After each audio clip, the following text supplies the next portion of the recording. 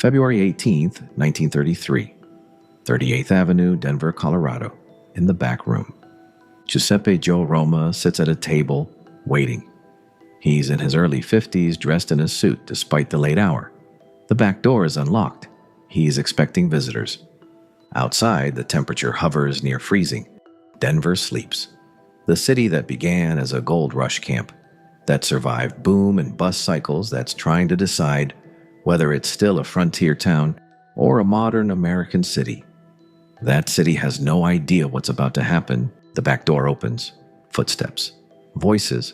Men arrive unknown to history, but clearly familiar enough to be admitted. Then the gunfire. Multiple shots at close range. Roma slumps in his chair, killed quickly. The shooters leave through the back door, vanishing into the Denver night. No witnesses. No evidence beyond the body. This murder, quiet, efficient, brutal, marks a turning point in Denver's criminal underworld. Roma wasn't a national figure. He never made headlines like Capone or Luciano. But in Denver, he was the man who kept peace, who mediated disputes, who maintained influence through respect rather than fear. His death creates a power vacuum that will eventually be filled by younger, more ambitious criminals. The case will never be solved. To understand why Joe Roma died that night, why his murder mattered, and why it changed Denver, we need to go back to when the city was still choosing what kind of criminal underworld it would tolerate. Early 1900s. Denver is growing rapidly, transforming from mining town to regional city. The population explodes, industries diversify, and among the newcomers flooding into Denver are Italian immigrants, many from Sicily, particularly from the province of Palermo. They settle primarily in South Denver and the neighborhood around 38th Avenue, working as laborers, opening small businesses, building community institutions. They bring with them the culture of Southern Italy, tight family bonds, distrust of government authority, and traditions of resolving disputes privately. They also bring something darker that's plagued Italian communities across America: the Black Hand. Not an organization, but a method. Extortion through anonymous threatening letters marked with a black handprint. Pay or face arson, violence, kidnapping. Italian business owners in Denver received these letters through the 1900s and 1910s. Most pay quietly. The Denver police, largely unfamiliar with Italian culture and language, struggle to investigate. The Black Hand operates in shadows, feeding on fear and isolation. But Denver's Italian criminal landscape is fragmented. No single boss, no organized hierarchy, just individual operators, small gangs, opportunists exploiting their own community. Crime exists, but it's chaotic, uncoordinated, limited in scope and ambition. Then, January 16th, 1920 arrives, and the entire criminal landscape transforms overnight. The Volstead Act takes effect. Alcohol, manufacture, sale, transportation, becomes illegal nationwide.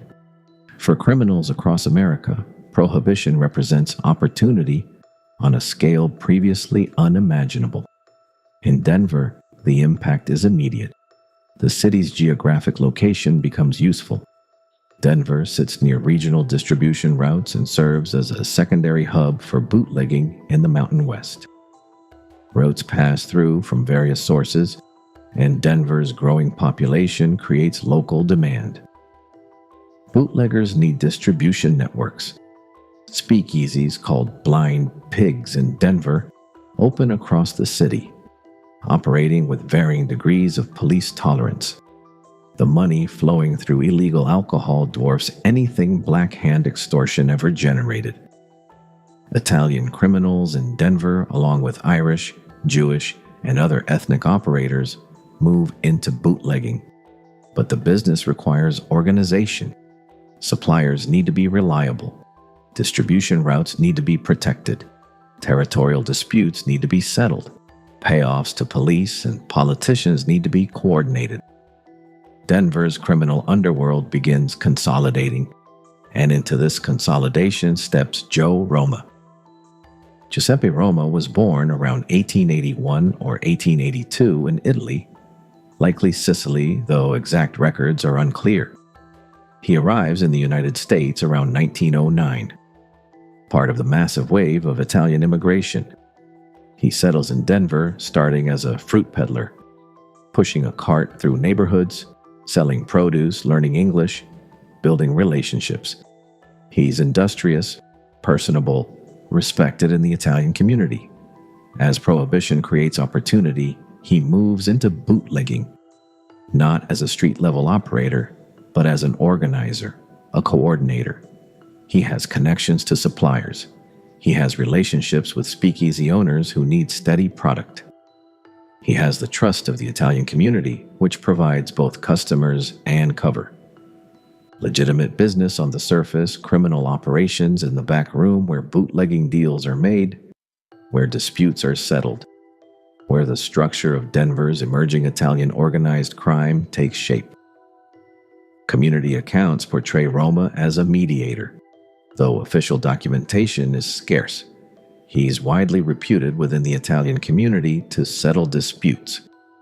When two bootleggers argue over territory, when a speakeasy owner has trouble with suppliers, when the Italian community faces internal conflicts that might attract police attention. He cultivates an image of respectability. He's generous to the community, helping struggling families, supporting church functions, maintaining the appearance of a successful, legitimate businessman. But everyone understands his real power. By the mid-1920s, Joe Roma is Denver's most influential Italian criminal, not through fear, but through respect and utility. He builds a crew, though crew overstates its formality. It's more a network of associates who handle various operations: bootlegging, some gambling, protection services for Italian businesses. The organization is small compared to Chicago or New York operations, but effective for Denver's scale. Roma maintains careful relationships with law enforcement, not through crude bribery necessarily, though money likely changes hands, but through being useful. He keeps violence down in the Italian community. He provides information when it serves his interests. He's the kind of criminal that corrupt police can tolerate, because he doesn't create problems that force reform. No evidence links Roma to Kansas City figures during his lifetime. Connections between Denver and Kansas City organized crime emerge long after Roma's death. Denver, during the 1920s, operates with considerable independence, geographically distant from major Mafia centers.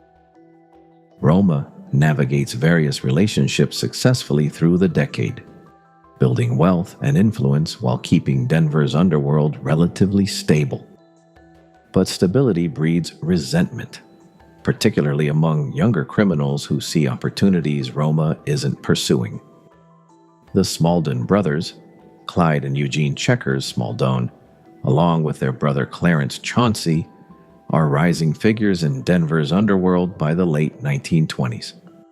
They're younger than Roma, more aggressive and more ambitious about expanding operations beyond bootlegging into gambling, loan sharking, and labor racketeering. They operate in the same criminal circles as Roma and likely interact with him, though the degree of closeness between them is disputed. The Smaldones themselves later denied having a close relationship with Roma. Whether they were competitors, casual associates, or something else isn't clearly documented. What's apparent is that by the early 1930s, younger criminals in Denver, the Smaldones prominent among them, are expanding their operations and ambitions in ways that may have created tension with Roma's more conservative approach. 1930 to 1931. The Castellamarese War erupts in New York, a conflict between two factions of the Italian Mafia led by Giuseppe Joe the Boss Masseria and Salvatore Maranzano. The war is nominally about control of New York's rackets, but it affects mafia figures across the country. Major Midwest cities, Kansas City, St. Louis, Cleveland, have stakes in the conflict. Denver, with its much smaller Italian underworld, is not directly involved. The war's outcome, Maranzano's victory, followed by his assassination, leading to creation of the Commission, establishes a more formalized national mafia structure. The 5 New York families are established, territories are defined, the organization becomes more corporate, more hierarchical. Denver, small and distant from Eastern power centers, isn't immediately affected by these structural changes. But the trends are significant. The era of independent local bosses is gradually ending, replaced by organizations aligned with broader networks. And Prohibition is ending. By 1933, it's obvious that repeal is coming.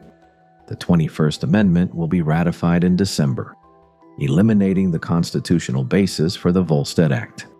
For bootleggers, this means their primary revenue source is about to evaporate legally. Forward-thinking criminals are already transitioning, expanding gambling operations, moving into loan sharking, exploring new rackets that will survive repeal. The Smaldone brothers are among those preparing for the post-Prohibition era. They're building gambling operations, establishing loan sharking networks. Roma's position during this transition period isn't well documented.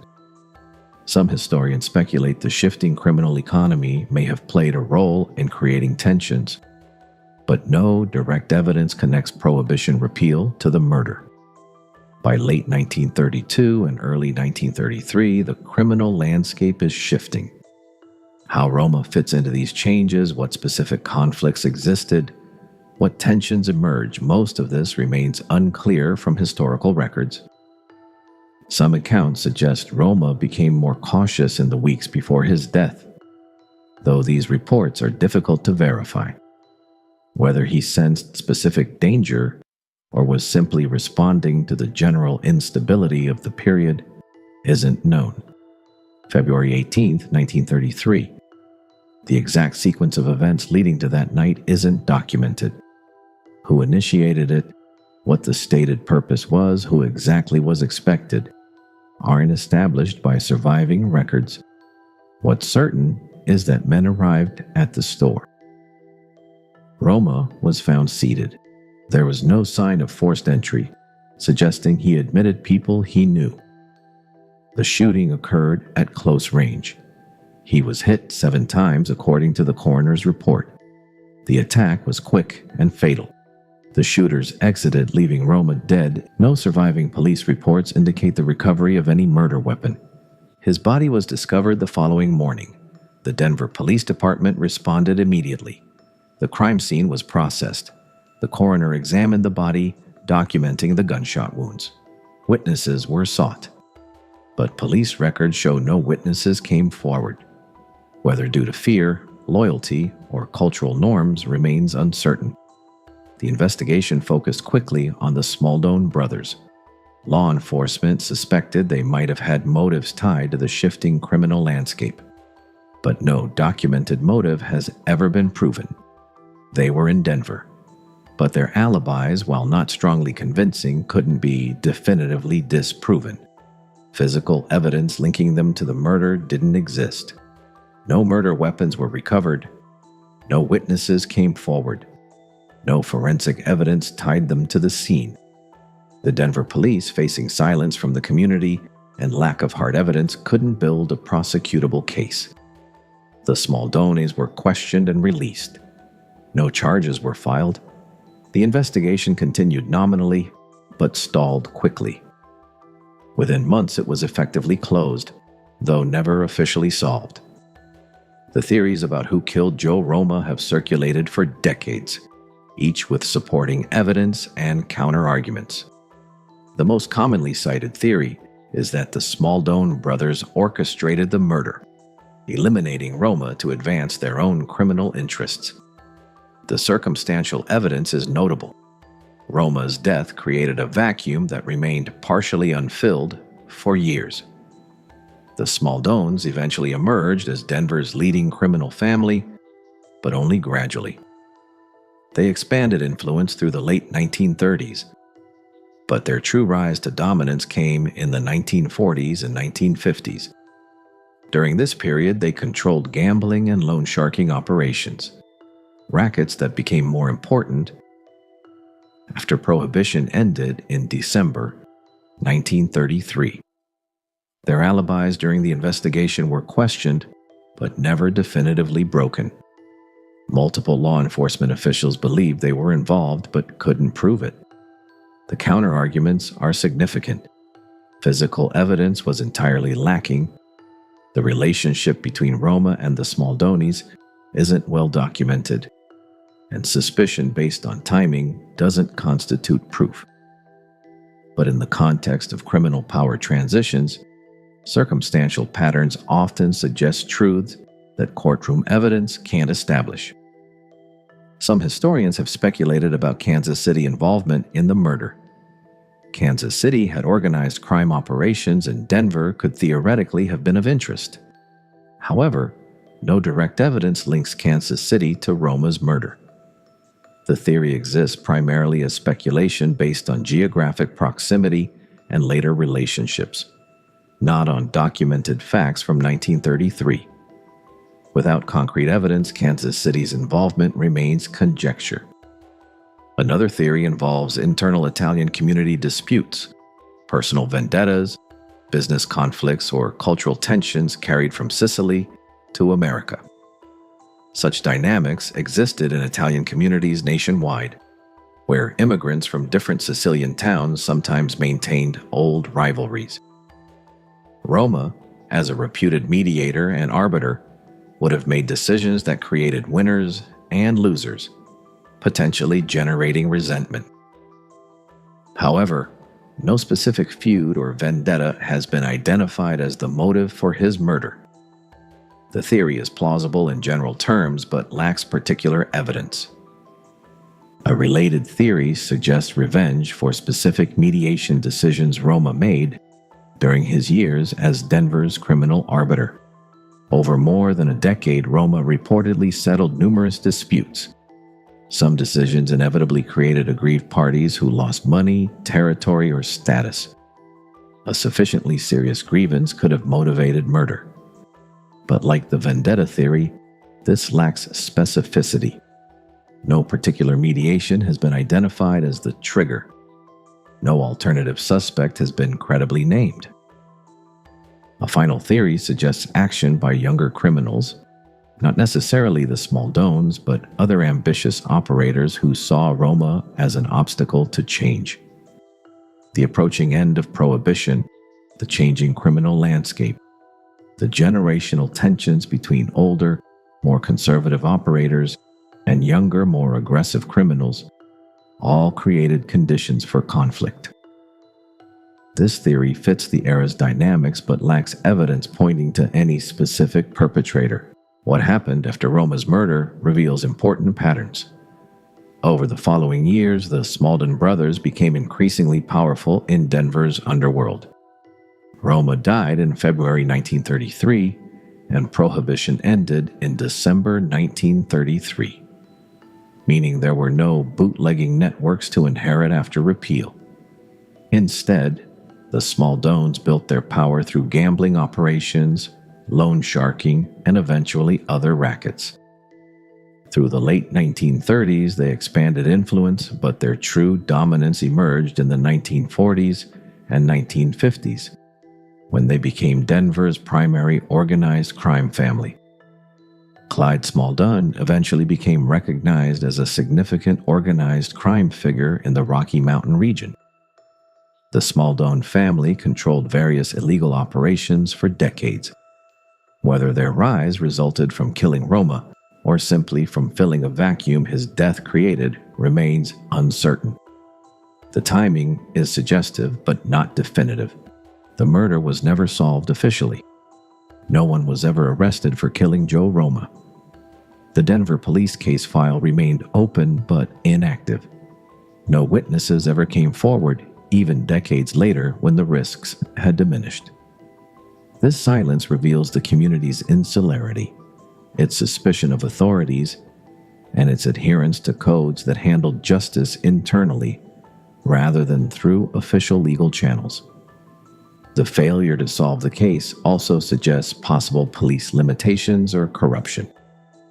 Denver's police in the 1930s weren't immune to the corruption that existed in many cities during and after Prohibition.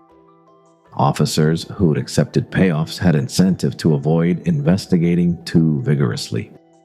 The combination of community silence and possible law enforcement limitations created conditions where the murder remained unsolved. Public perception of Joe Roma after his death became divided. To some in Denver's Italian community, he was remembered as a respected figure who helped people and maintained stability. To others, particularly outside the Italian community, he was simply a bootlegger who died violently. To law enforcement, he was both: a criminal they'd tolerated and a murder victim whose killing they couldn't solve. His legacy in Denver is complex. Neither purely villain nor hero, but something more ambiguous that doesn't fit simple narratives. Roma's death affected Denver's criminal structure, though the changes occurred gradually rather than immediately. It created a vacuum that remained partially unfilled for years. The Smaldones eventually emerged as Denver's leading criminal family through the late 1930s and into the 1940s and 1950s, establishing themselves through gambling, loan sharking, and other rackets. The shift represented a generational change from Roma's mediation-based approach to the Smaldones' more aggressive expansion. Whether this shift would have occurred regardless of Roma's death, or whether the murders specifically enabled it, remains unclear. Where Joe Roma died did not survive long-term. Today, nothing remains to mark the site of Roma's death. Most Denver residents don't know Joe Roma's name. He's not part of the city's popular history. But to students of organized crime, Roma represents a transitional figure, operating during the shift from Prohibition-era chaos to more structured criminal organizations, maintaining power through mediation and respect, rather than primarily through violence, and dying at a moment when the criminal world was reorganizing. The case remains officially unsolved nearly a century later.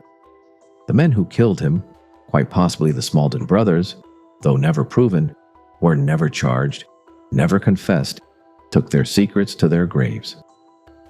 Clyde Smaldone lived until 2006, dying at age 93. Eugene Checkers Smaldone died in 2011 at age 98. Neither was ever prosecuted for the 1933 murder. No surviving police reports indicate the recovery of any murder weapon. The witnesses who may have existed never came forward. The evidence disappeared into silence. This is the nature of organized crime murders in the era before sophisticated forensics, before witness protection programs, before RICO statutes.